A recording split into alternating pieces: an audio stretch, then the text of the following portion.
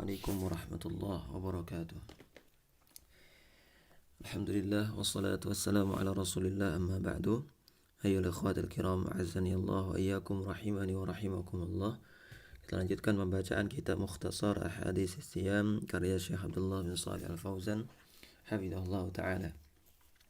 Beliau mengatakan al-haditsus sadisa asyara, hadis yang ke-16, sihhatu shaumi man asbaha junuban, yaitu sahnya puasa seseorang yang memasuki fajar atau mendapati subuh dalam keadaan junub.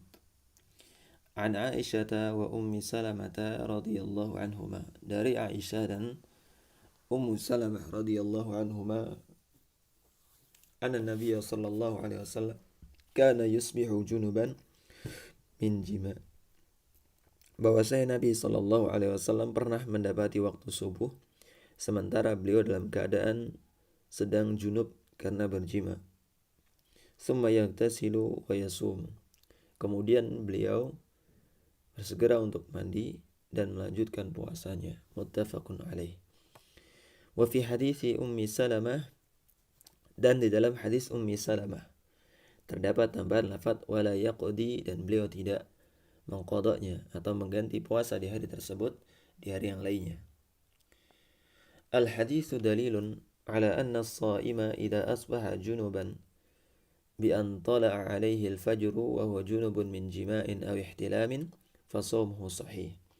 Hadis ini menjadi dalil bahwasanya seseorang yang sedang berpuasa atau meniatkan untuk puasa kemudian memasuki waktu subuh atau terbitnya fajar dalam keadaan berjunub, baik karena sebab jima ataupun karena sebab mimpi basah, maka puasanya terhitung sah, tidak perlu mengqadha di hari yang lain atau tidak perlu membatalkan puasanya. Walau lam yaktasil illa ba'da tulu'il fajri, walaupun dia tahu misalnya bukan karena baru bangun tidur di subuh hari waktu dalam keadaan junub, akan tapi dia sudah junub sebelum fajar jauh. Dia sempat makan sahur misalnya, kemudian masih dalam keadaan junub. Lalu azan subuh, dia masih belum mandi. Kemudian setelah azan subuh baru dia mandi. Maka tetap puasanya sah. Idza amsaka 'anit ta'ami wasyarabi wal mufattirati bi niyyatin 'inda bad'i waqtis siyam. Dengan catatan dia tetap menahan lapar dan menahan haus atau menahan makan dan minum dan segala hal yang membatalkan puasa kemudian didahului dengan niat sebelum masuk waktu subuh. Wal jinabatu kullu ma aujaba ghuslan min inzalin aw jima'in. Ini maksud jinabah adalah segala sesuatu yang mewajibkan mandi, baik dengan sebab keluarnya mani maupun dengan sebab jima. Kenapa dibedakan antara jima dan keluarnya mani? Karena jima tidak melazimkan keluarnya mani. Disebut jima kalau misalnya timba sudah masuk dalam sumurnya walaupun hanya sedikit. Qala Allah Ta'ala fal'ana bashiruhunna wabtaghu ma kataballahu lakum. Maka sekarang bashiruhunna, campurilah mereka, wabtaghu ma kataballahu lakum, dan carilah apa yang telah Allah tetapkan untuk kalian. Wa kulu washrabu hatta yatabayyana lakumul khaytul abyadu minal khaytil aswadi minal fajr. Dan kalian diperbolehkan untuk makan dan minum sampai telah jelas terbitnya fajar. Wallahu ta'ala idza adina bil jima'i ila an yatabayyana al-fajru lazima min dzalika alla yakuna al-ightisalu illa ba'da tulu'il fajri. Allah Subhanahu wa ta'ala telah mengizinkan bagi hambanya untuk berjima. Waktunya antara malam hari terbenamnya matahari sampai terbitnya fajar. Kalau misalnya diizinkan demikian, maka implikasinya adalah diperbolehkan mandi setelah terbitnya fajar. Kenapa? Karena batas waktu yang ditetapkan bolehnya adalah antara terbenamnya matahari sampai terbitnya fajar. Maka dalam rentang waktu itu diperbolehkan seseorang memasuki keadaan jima atau memasuki keadaan junub atau memasuki ihtilam. Dan diperbolehkan pula implikasinya adalah diperbolehkan seseorang untuk mandi setelah setelah itu. Wa taqyidul jinabah fil hadithi bi annahu min jima'in, dan pembatasan jinabah, pembatasan junub dalam hadis di atas, hadis Ummu Salamah, hadis Abu Hurairah, bahwasanya itu berasal dari jima', libayani anna ta'khirahu sallallahu alaihi wasallam al-ghusla an ikhtiyari minhu. Ini sekedar untuk menjelaskan bahwasanya Rasulullah sallallahu alaihi wasallam mengakhirkan mandi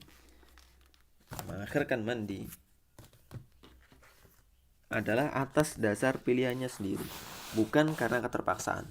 Kalau misalnya keterpaksaan, kita bisa masukkan pembahasan sebelumnya.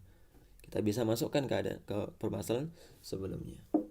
Wa annahu lam yufaji bima yujibul ghusla, dan tidak tergesa-gesa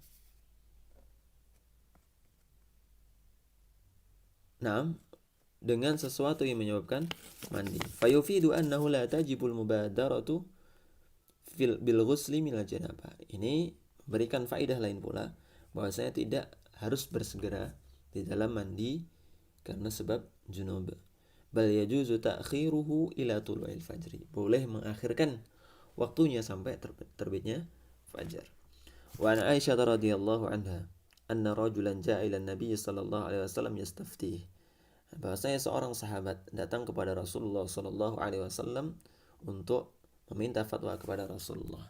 Ini faedah dalam hadis. Seringkali sahabat-sahabat yang datang kepada Rasulullah untuk meminta fatwa sesuatu yang terkesan dalam tanda kutip memalukan, menumbuhkan rasa malu bagi mereka, maka seringkali perawi ini dirahasiakan, anna rajulan ja'a ilan nabi. Misalnya yang kemarin, seorang laki-laki ja'a rajulun ilan nabi sallallahu alaihi wasallam faqala ya Rasulullah halaktu. Disebutkan rajul.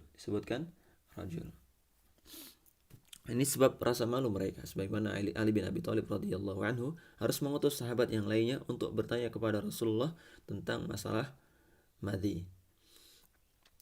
Wa hiya tasma'u min wara'il bab. Aisyah ini mendengar perkataan laki-laki ini bukan berhadapan langsung, tapi dari balik pintu. Faqala ya Rasulullah tudrikuni salatu wa ana junubun. Ya Rasulullah, aku mendapati waktu salat, atau waktu salat mendapati aku sementara aku dalam keadaan berjunub. Afasum, apakah aku tetap wajib puasa? Kata Rasulullah sallallahu alaihi wasallam, wa ana tudrikuni salatu wa ana junubun fasum. Nah, aku masuk waktu salat, yaitu terbitnya fajar ini, dalam keadaan aku sedang berjunub, fasum, kemudian aku melanjutkan puasa. Faqala lasta mislana ya Rasulullah. Engkau boleh jadi enggak seperti kami ya Rasulullah. Ada keadaan di mana Rasulullah dikhususkan dalam beberapa tempat. Ada banyak sekali hukum pembahasan yang dikhususkan untuk para Rasulullah. Misalnya beristri lebih dari 4. Ini dikhususkan untuk Rasulullah sallallahu alaihi wasallam. Misalnya ada seorang sahabat yang minum darah dari Rasulullah sallallahu alaihi wasallam. Ini dikhususkan. Para ulama mengkhususkan hanya untuk Rasulullah sallallahu alaihi wasallam. Faqad ghafarallahu laka ma taqaddama min dzambika wa ma ta'akhkhara. Allah Subhanahu wa taala sudah mengampuni dosamu yang telah lalu dan juga akan datang. Faqala Rasulullah sallallahu alaihi wasallam, maka Rasulullah menimpali, wallahi inni la arju an akuna akhsyakum lillah wa a'lamakum bima atqi. Demi Allah, sungguh aku adalah orang yang paling takut kepada Allah dibandingkan kalian. Dan aku adalah orang yang paling tahu tentang zat yang aku bertakwa kepadanya. Artinya apa? Artinya memang hukum tersebut tidak hanya dikhususkan kepada beliau. Beliau ingin menjelaskan bahwasanya hukum tersebut diperuntukkan untuk beliau dan juga untuk umat beliau sallallahu alaihi wasallam. Wa kadzal haidu wan nufasa'u idzan qata'a damuha. Begitupun perihal orang yang haid dan juga orang yang nifas tatkala berhenti darah mereka. Artinya berhenti sebelum fajar, kemudian mereka tidak mandi sampai setelah terbitnya fajar. Wara'atit tuhra qabla al-fajri. Mereka melihat keadaan suci sebelum fajar. Fa inna tasumu ma'an nas, maka mereka berpuasa bersama manusia yang lainnya. Walau lam taghtasil illa ba'da tulu'il fajri. Sama hukumnya. Sekalipun mereka belum mandi ketika ketika sampai setelah terbitnya fajar, li'annaha hina idzin min ahli shaum, karena waktu itu dia sudah ditetapkan sebagai ahli shaum. Wa 'alaiha an tubadira bil ghusli litusalliya salatal fajri fi waqtiha. Nah, dia dianjurkan untuk bersegera mandi. Karena apa? Karena sudah masuk waktu subuh dan mengikuti anjuran bahwasanya sholat pas di saat waktunya. Wa idza ihtalama as-shaimu fi nahari siyam. Nah, sekarang kalau misalnya kasus mimpi basah. Karena mimpi basah kita nggak bisa batasin, kecuali kita siang harinya tidak tidur sama sekali. Qadarullah di siang hari setelah kita tidur kita ketahuan mimpi basah. Fa innahu yaghtasilu, maka dia segera mandi.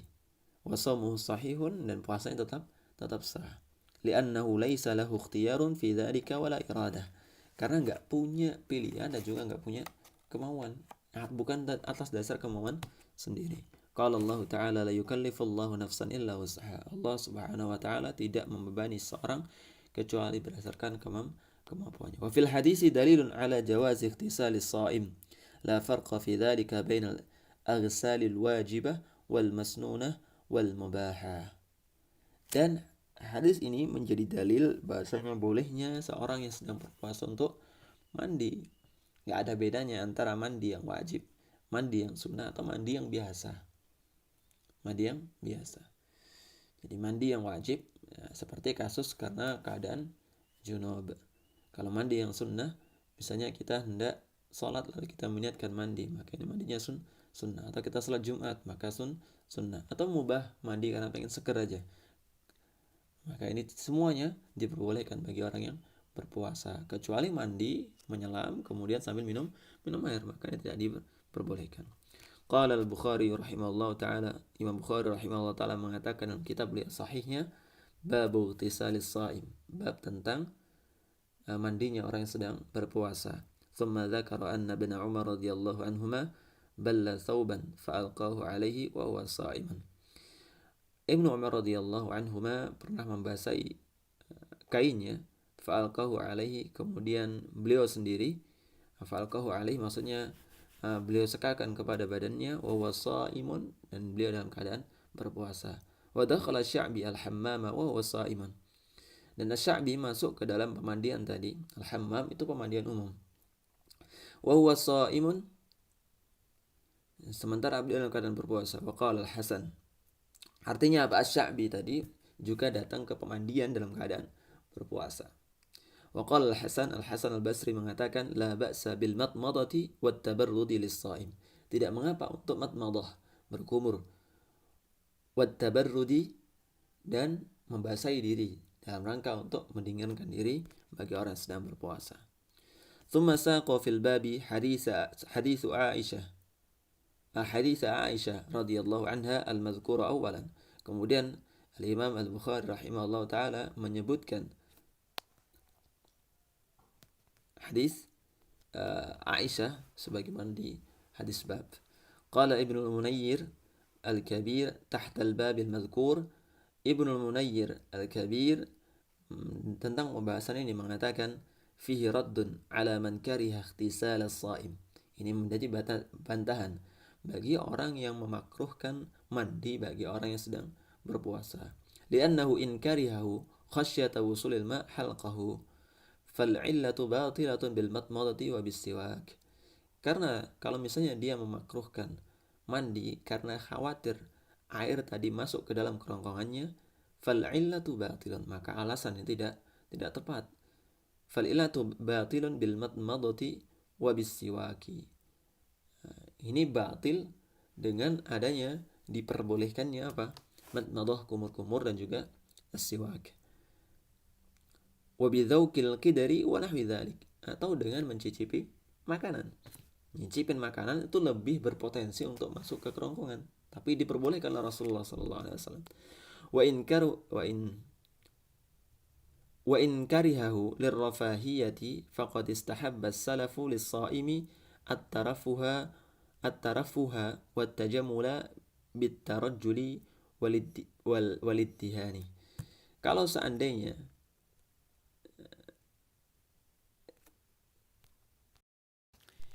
misalnya alasannya adalah karena tidak diperbolehkannya mandi tadi, Karena tidak boleh berhias, tidak boleh bermewah-mewah untuk orang yang sedang berpuasa.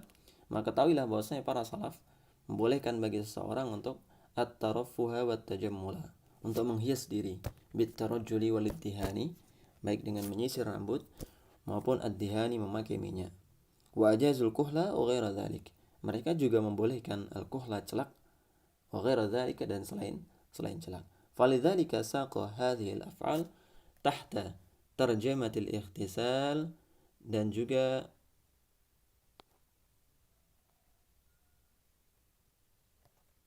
oleh karenanya, falidzalika saqa hadhihi al-af'al, oleh karenanya para muallif, Al-Imam Al-Bukhari rahimahullah ta'ala masukkan semua perbuatan ini ke dalam cakupan bahasan al-ikhtisal. Wallahu a'lam, hanya Allah yang tahu. Allahumma sluk bina sabila ahla ta'ah. Ya Allah, tetapkanlah kami di jalan ahli ketaatan. Wa wafiqna litsabati 'alaiha wal istiqamah, dan berikan taufik kepada kami untuk kokoh di dalamnya. Wa 'afina min mujibatil hasarati wan nadamah, dan ampunilah kami dari segala hal yang menyebabkan kerugian di hari kiamat dan juga penyesalan. Wa aminna min faza'in yaumal qiyamah, dan berikanlah kami rasa aman atau jagalah kami dari kehancuran di hari kiamat. Waghfir Allahumma lana wa liwalidayna wa li jami'il muslimin, dan berikanlah kami ampunan atas dosa-dosa kami, juga kepada kedua orang tua kami, dan juga kepada segenap kaum muslimin. Subhanakallahumma wa bihamdika asyhadu an la ilaha illa anta astaghfiruka wa atubu ilaik. Assalamualaikum warahmatullahi wabarakatuh.